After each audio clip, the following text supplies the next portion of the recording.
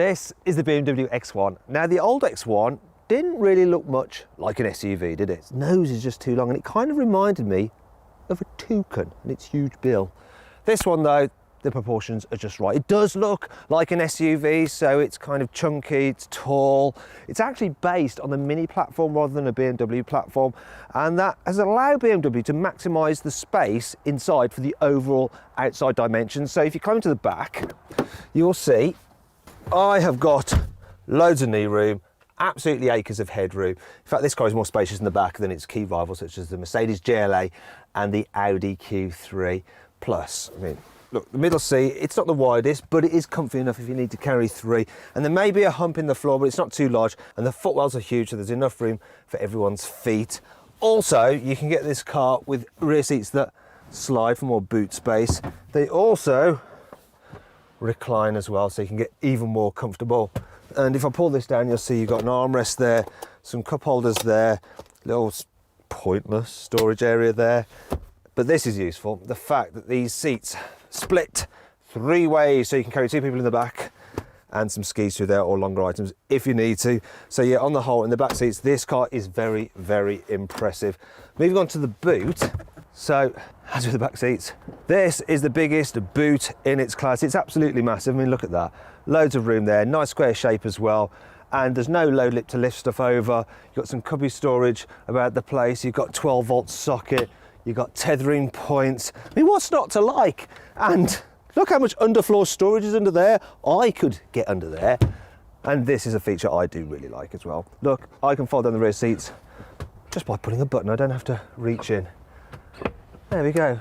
And there you have it, a nice flat low bay. This is one very practical car. Now if you click it there, you can get more information by watching our detailed practicality video. You can see just how much stuff we could fit in this car's boot, how easy it is to fit a child seat in the back, and just what it's like with 3 adults in the rear.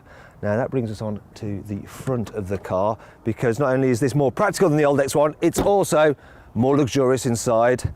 BMW have really upped their game with this car. The interior quality is way ahead of that of the old car, and it's better than that of its rivals as well. I mean, if you look about the place, there's even soft touch plastics down here. It's all very lovely, nicely laid out as well. And then there's the infotainment system. Now, as standard, you get a 6.5-inch screen and sat-nav right across the range. Now, this particular car actually has the upgraded Pro system with an 8.8-inch screen, and it's absolutely lovely. And you control it all using BMW's iDrive, which I've said so many times in all my reviews. I think it's the easiest system to use on the market. In fact, if you click up there, you can watch our full review of the infotainment system of this car and have another good look around this car's cabin, and you will notice that got decent cubby under there, decent cup holders there, large door bins as well, and yeah, the glove box is a reasonable size. So BMW X1, it looks smart inside and it's very practical. So then, that's the sensible stuff dealt with. Now it's time to see what this car's like to drive. The kind of people who are going to buy this car, they're going to be more than happy with how this thing handles and feels to drive. So if you compare it to its other small SUV rivals, it does feel the most sporty. It's just the controls, they just feel more alive, so you can feel what the car's doing either through your fingertips or through your bottom. And it grips and goes around corners really well. And the advantage of that is when you're driving in town, you really know what you're doing when you're trying to nip through traffic or manoeuvre. And it is quite an easy car to drive around town because visibility, especially forward, is very good. This windscreen is huge. There aren't too many blind spots. The only major one, I think, is the rear pillars, because the actual back window is quite large. And if you click it there, you can see for yourself by watching my 360-degree video review passenger ride. So, the other thing I should mention on this car is that it's comfy as well. But this one is fitted with the optional adaptive dampers, and you should definitely get them. They're not that expensive, and they have a comfort mode which just slackens off the ride and makes it really nice and comfy. And on the motorway, it's a good cruise with this car. The only problem is that you do get quite a bit of tyre roar. In terms of engines, you can get 1 petrol or 3 diesels. The best choice for most people is going to be the X118D. It'll do around 68 miles per gallon. This is the range-topping X-Drive, which means it's got 4-wheel drive, 25D. And yeah, it's really fast. 0 to 60 in 6.6 seconds. It's got 230 horsepower, completely unnecessary in a car like this. And economy falls as a result to 56 miles per gallon, though the trick computer says it's fallen even further for me at 39 miles per gallon. Now, the good thing about this particular engine, though, is that you get the automatic gearbox as standard, and I would recommend it. It's about £1,600 extra, 8-speed auto, lovely, slick, responsive. Not everything about the BMW X1 is good. Here's 5 annoying things about it. I don't know why an automatic car has to have such a huge gear selector. I mean, that's got to be getting on for about 7 inches. This car feels pretty luxurious, you know. Can you just remind me again, Jack, how much is this particular car with all the options fitted to it? 42 grand. 42 grand! Oh my God, you could have an X5 for that. You better be careful with the options list. It's a bit annoying that BMW decided to give this car a 2-piece parcel shelf. It's just 2 bits to clutter up your boot. This 2-litre diesel engine is as rough as, I mean, have a listen to this.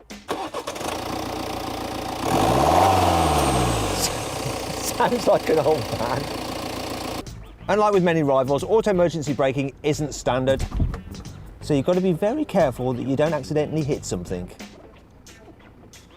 Oh dear. However, it's not all bad. There are plenty of cool features on the X1 which more than make up for all this. The double port bonnet release means that by doing that, you don't have to undo a separate catch underneath the bonnet, and therefore you don't get your hands dirty. With BMW's concierge service, there's someone at your beck and call 24/7, and they'll even program the sat-nav for you remotely if you can't be bothered to do it. The seatbelt locks are covered in this cushioning felt so that they don't rattle or knock when they touch the centre console. I like that kind of attention to detail. The optional panoramic sunroof is absolutely blooming massive, and you can open it as well.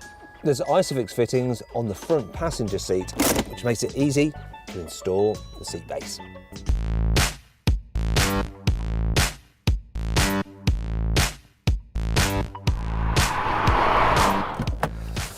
So then overall, what's my verdict on the BMW X1? Should you avoid it?